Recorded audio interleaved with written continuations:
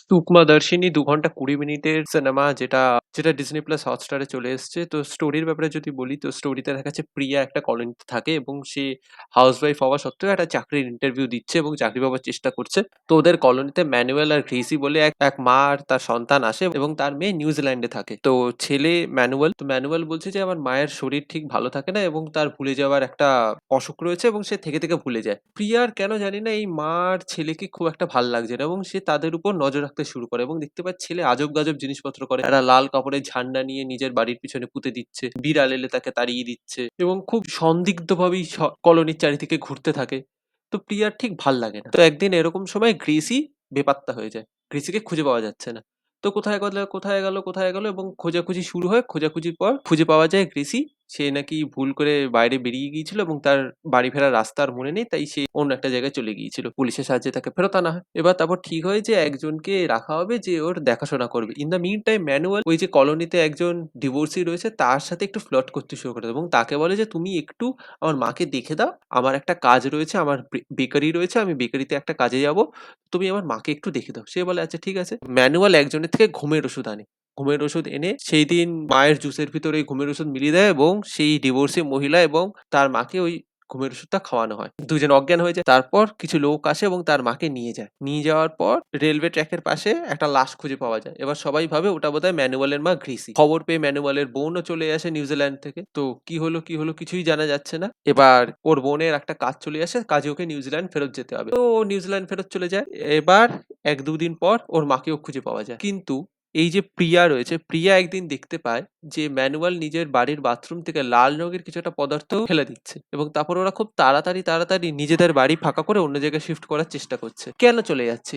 এই যে লাল রঙের জিনিসটা ওরা বাথরুম থেকে বইয়ে দিয়েছে এটা কি? ম্যানুয়াল কি সত্যিই দোষী নাকি পুরোটাই প্রিয়ার মাথার ব্যামো? বাকিটা জানতে হলে আপনারা দেখে নিন ২ ঘন্টা ২০ মিনিটের সিনেমা 'সূক্ষ্মদর্শিনী' স্ট্রিমিং অন ডিজনি। তো সিনেমাটার ভালো দিক খারাপ দিক দেখুন সিনেমাটার ভালো দিক হচ্ছে যে লিড ৩ জন রয়েছে গ্রেসি, ম্যানুয়েল আর প্রিয়া এদের ৩ জনের চরিত্র যে রয়েছে বাসেল জোসেফ, নাজরিয়া নাজিম এবং মনোহারি জয় ৩ জনই কিন্তু নিজের কাজ খুব ভালোভাবে করেছে এবং এখানে সিনেমাটা যখন স্টার্ট হয় তখন মনে হবে আপনার একটা লাইট হার্টেড কমেডি মিস্ট্রি ড্রামার মতন হবে যেখানে কমেডির উপর একটু বেশি ফোকাস করা হবে হয়তো। কমেডিটা এমন ভাবে ইউজ করা হচ্ছে যেন আপনি যদি হা হা হা করে হাসবেন এটা তবে দেখে মনে হবে রিলেটেবল মনে হবে যে যেরকম হয়। কলোনির মেয়েদের একটা হোয়াটসঅ্যাপ গ্রুপ রয়েছে সেখানে ওরা কুটকাচালি নিয়ে ডিসকাস করে বাড়িতে কি হয়েছে, পাশের বাড়ি কি করছে, এখানে কি হলো, ওখানে কি হলো।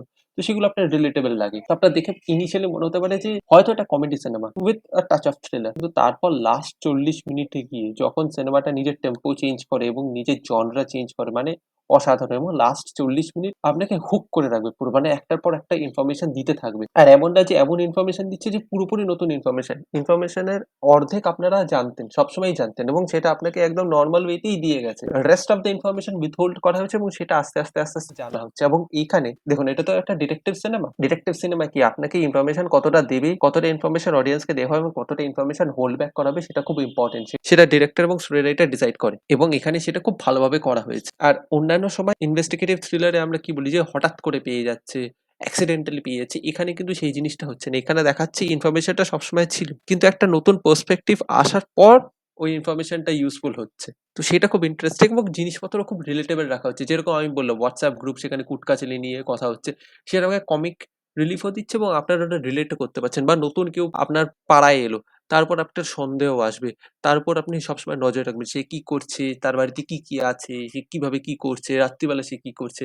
এই যে জিনিসগুলো এগুলো কিন্তু রিলেটেবল। আমাদের পাড়াতেও নতুন কেউ এলে সবাই এই জিনিসটা করে। তো সেই জিনিসটাও আপনাকে খুব মজা দেবে। এবং এইখানে যে ওটিটি প্ল্যাটফর্ম রয়েছে তারাও কিন্তু এই বৌদি নিয়ে ডিটেকটিভ বানিয়েছে। কিন্তু সেই জিনিসটা এত বেশি ওভার দ্য টপ চলে গেছে এবং ইনভেস্টিগেশনটা এত ফালতুভাবে হয়েছে। এটা কিন্তু সেই জিনিসটা করেনি এবং এখানে ওয়ার্ল্ড বিল্ডিং এর জন্য ১ম আধা ঘন্টা যথেষ্ট ভালো রকমের সময় নেওয়া হয়েছে। কে কি, কার কি ব্যবহার, কার কি চারিত্রিক গঠন সেই জিনিসের উপর এমনভাবে ডিটেইলিং করা হয়েছে ১ম আধা ঘন্টা ৩৫ মিনিট সেটা আপনার হয়তো বোরিং লাগতে পারবে কিন্তু সেটা লাস্টে গিয়ে পে অফ হয়। এবং এখানে দেখানো হয়েছে যে বিভিন্ন রকমের সোসাইটি বিভিন্ন স্ট্রাটার লোক রয়েছে, বিভিন্ন রকম ব্যাকগ্রাউন্ডের লোক রয়েছে। কেউ ডিভোর্সি, কেউ বাচ্চা আছে, কারোর বাচ্চা নেই, কেউ চাকরি খুঁজছে।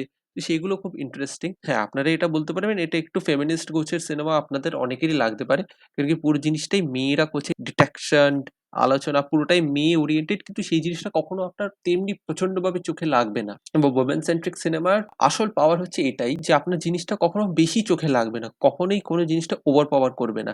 এবং ছেলেদেরকেও যেভাবে দেখিয়েছে সেটাও আপনারা বুঝতে পারবেন যে কেন ওরকম দেখিয়েছে। যে ওরাও চাকরি করে, ওরাও টায়ার্ড, ওরাও চায় না যে ভাই ওরা যা করছে করুক। আমি আমার সংসার নিয়ে ব্যস্ত আছি। তো সেই জিনিসটাও খুব ইন্টারেস্টিং। এবং লাস্টে গিয়ে যে টুইস্টটা দিয়েছে, ওই যে টুইস্টের রিজনিংটা এবং টুইস্টটা সেটাও কিন্তু খুব ইন্টারেস্টিং। এবং এখানে ছোট, ছোট সেকেন্ড হাফেও কিছু, কিছু জায়গায় আপনার কমিক সিচুয়েশন রয়েছে, কিন্তু ফার্স্ট হাফে সেটা বেশি রয়েছে। সেকেন্ড হাফে গিয়ে পুরো জিনিসটা মিস্ট্রি এবং মিস্ট্রি রিভেলেশন এর উপর নির্ভর করে। ডিউরেশনটা সেইজন্যই আপনার কখনো ফিল হবে না। তো আমি বলব, আমি তো হাইলি রেকমেন্ড করব ফার্স্ট হাফটা যদি আপনারা প্রথম ৩০ মিনিট ৩৫ মিনিট কাটিয়ে দিতে পারেন, আপনারা মাস্ট ওয়াচ এই সিনেমাটা। খুব ভালো ডিটেকটিভ থ্রিলার পাবেন আপনারা।